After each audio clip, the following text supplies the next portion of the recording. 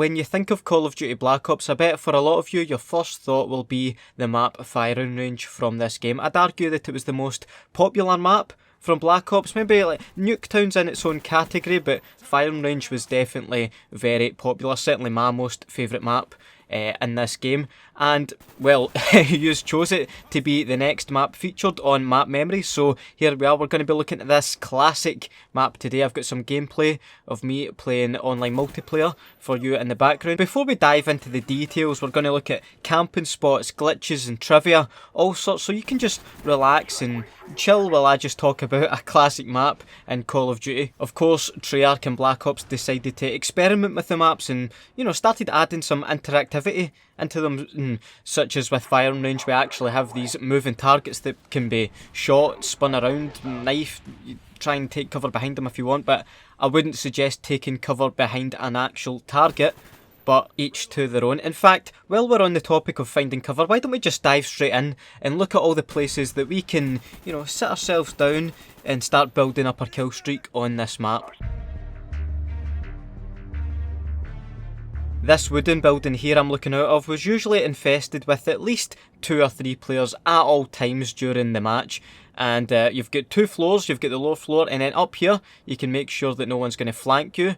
And of course you should be spawning this side of the map if you've got this side locked down, but you know, you just want to have your angles covered. You can look into this building number 3, and of course the watchtower, which is probably the best camping spot in this game, but we'll get to that. You can check this building out, and just in general the middle area of the map is covered when you're up here, but you just have to be careful that people aren't flanking behind you, because that can also be your undoing too. This wee building in the corner of the map is more for your lazy camper, I would say. You know, you're not going to get a lot of traffic in this area, but when you do it, you're basically untouchable from this area if they're not expecting you to be there. But I'd suggest only sticking around for a couple kills, which will probably take about 10 minutes, and then getting out of there. Another building where you're almost guaranteed to find someone living in.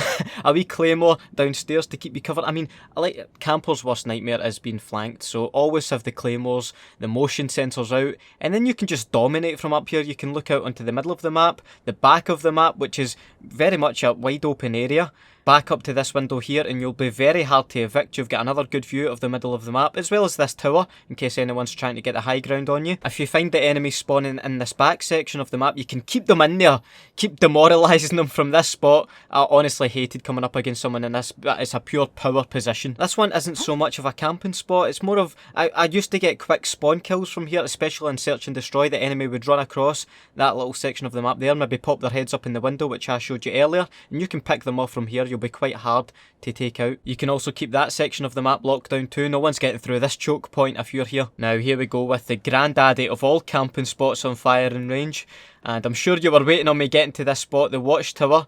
If you've got flak jacket and you get yourself locked in properly up here, then the win is virtually in the bag. Look, you can...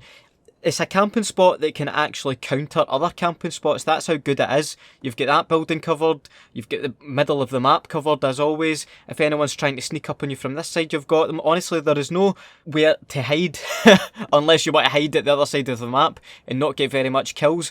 Yeah, that's why people get scared of you when you're up here and they can't get you out. But let's just say worst comes to worst and you do actually have to leave your camping spot. You can just drop down here and then you've got a new camping spot.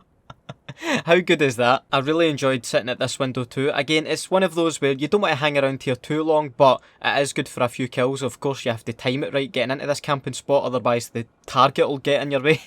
But if you get in before it, it'll stop and not bother you anymore. Talk about risky camping spots. This one involves standing on top of a red explosive barrel, but it's another choke point you can hold down. You just have to be aware that you are actually sitting on some explosive material, and if someone is smart enough to shoot through that thin metal sheet in front of you, you are toast. And lastly, this is probably the cheapest camping spot of the entire map, and one you certainly... This is a camping spot where you get one kill and you get out. I don't even know if you could call that a camping spot, but really will someone expect you to be here, because it almost seems too obvious. But yeah, get a kill and get out of there. Trivia wise, firing range actually has a few good wee secrets for you. Obviously this isn't very much of a secret, this actual firing range back here. Oh, I've actually just shot the hostage.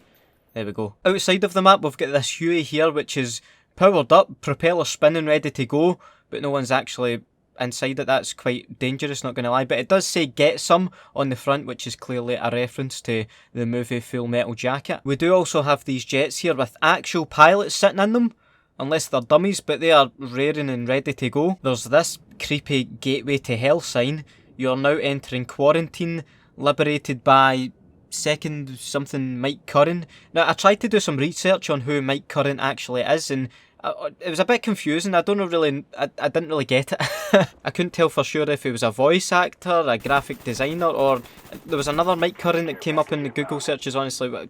If someone knows what this sign means, then let me know. You shouldn't have much trouble figuring out what this sign is, though. This "Please Wait" sign is obviously from the Pack-a-Punch machines when you're getting your weapon upgraded. You know what the Call of Duty developers are like with their teddy bears, and this is quite a creepy one actually, one that's always looking down on you while you're camping inside this building. That's kinda unnerving actually, that is just sitting there, watching, thinking how much of a camping bastard you are. Alright, this is actually even weirder. You've got this table with some blood splattered on it, but if you actually shoot the blood splatter, the table starts bleeding even more. I don't even know how this could be explained, but yeah, honestly, try this out for yourself. Just start spraying at this part of the table, and it starts gushing the blood. This table's gonna need a transfusion. If I shoot it anymore, I'm gonna shoot it some more.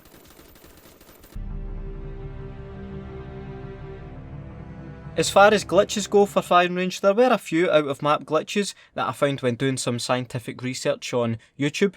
I'll link these videos down in the description, but this one involved coming to the back of the map, lining yourself up with this barricade, calling in a care package on top of yourself, and it'll just nudge you outside of the map and you're free to roam around. I also found this glitch which involved putting a tactical insertion down next to this moving target, and then somehow, if you've done it correctly after you kill yourself, you should respawn outside of the map.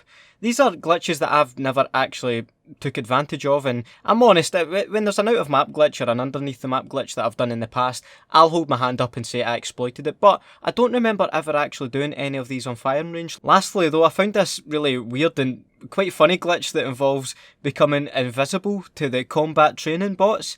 I think just jumping up on this jeep confuses them and something goes on, but I don't know if this is patched or unpatched actually. I might go try it out myself after this video. But yeah, if you want to try it out, then this is how you do it. The link will be in the description for all these glitch videos if you want to try them out yourself.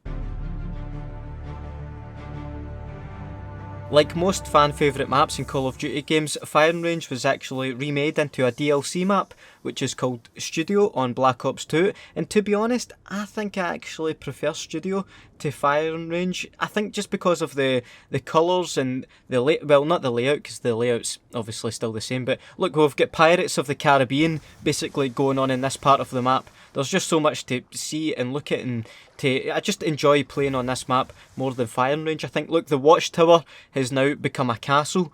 Who doesn't want to be king of the castle, king of the hill? Who doesn't want to, there's an alien sort of cowboys scene going on in this section of the map. I don't even know what they things are meant to, are they aliens? I don't know. This is some sort of alien robot thing, but yeah, I just enjoy Studio. Ooh, that could be a wee bit controversial. Do let me know if you preferred the original Firing Range over Studio, and honestly, just let me know your memories of this map, your best setups, your best kill streaks. If you've got any other trivia or glitch spots or camping spots that I didn't cover, do let me know all of those, and basically let's just get a good discussion going about this classic map, Firing Range. A straw poll will be linked in the description for you to go vote for the next map that you'd like to see featured on Map Memories. And I was informed in the comments of the last video that Favela hasn't actually came back into the map rotation on PC ever since it was removed for them to fix that controversial picture frame thing. Thank you for informing me of that, and I'll be sure to do the same for Firing Range on the next Map Memories video, just catching up on the stuff I may have missed. A like on the video would be very much appreciated, as it always is, and shout out to the notification squad turning up to the videos early as always. If you'd like to join the notification squad, all you have to do is hit that wee bell icon when you subscribe to the channel. Have a nice day, and I'll see you in the next video. Bye.